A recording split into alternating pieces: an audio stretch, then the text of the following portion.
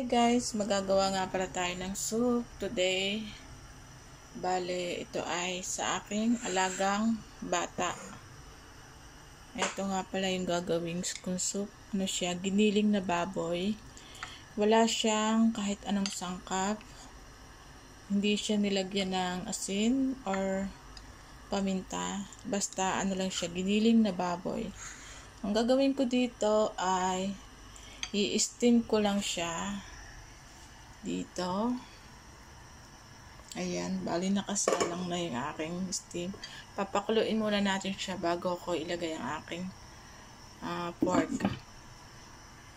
Ilalagay ko nga pala siya dito sa pot na hindi ko alam kung tawag dyan.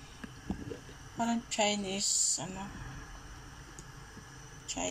pot. So, ganito siya. Ang dami niyang takip. Dalawa yung takip niya. Tapos, nilalagyan siya ng baso sa loob. Bali, wala siyang laman. Ganyan. Tapos, lalagay natin siya dyan. Tapos, ang ating meat ay ilalagay natin sa gilid-gilid. Ayan, ganon. Papakuluin natin. I-steam natin siya ng 1 hour and a half. Ayan. Ayan, sa gilid-gilid ilagay natin. Tapos, mamaya, pag naka 1 and a half hour na tayo ng pag-steam, natin.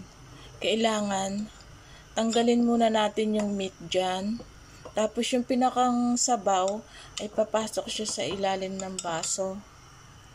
Tapos bago natin ilagay sa tasa. Kunti lang yung sabaw na makukuha natin dyan.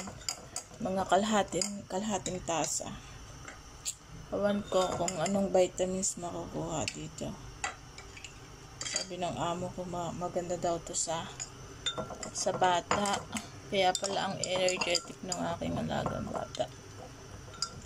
So guys, ganyan yung style niya. Oh, diba? Dapat lalagyan pa siya ng tangerine, kaya lang ayaw ng bata ng tangerine. Daw siya, mapait. So, lalagyan natin siya ng cover. Ay, papakita ko nga pala siya ilalim ng baso, walang laman. Ayun. Bali, ganyan. Tapos, ilalagay natin yung baso doon. Tapos, lalagay natin siya ng 2 cover. Ito. Tapos, isasalang natin siya dito pag kumukulo na. Ayan na guys, ang ating pork. Bali, nilagay na natin siya dyan. Steam natin siya ng 1 and a half hour. Lagyan natin ng cover. Tapos, medyo mahina yung apoy. Naka 1 hour later na. So, tatanggalin natin yan.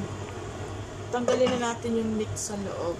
Kasi pag sisip-sip niya yung sabaw natin.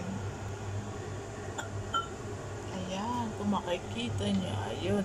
Pag automatic, pag binuksan mo siya, wala kang makikitang sabaw sa labas ng baso.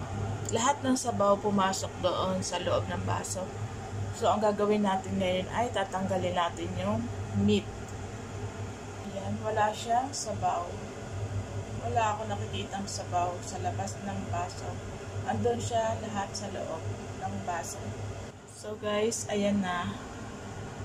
Mamaya ko siya bubuksan bago pagka siya ay iinumin na para makip yung init niya doon. So ito nga pala yung meat na ginawa natin. So bali ito, pwede na natin siyang itapon. Hindi siya kinakain.